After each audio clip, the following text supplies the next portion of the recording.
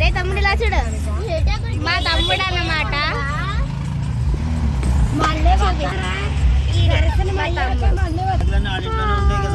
రాత్రి 10:30 ట్రైన్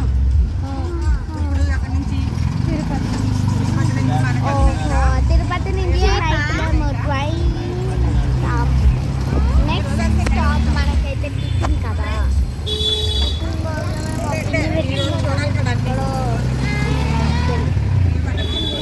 తమిళంలో ఉంటుందంట.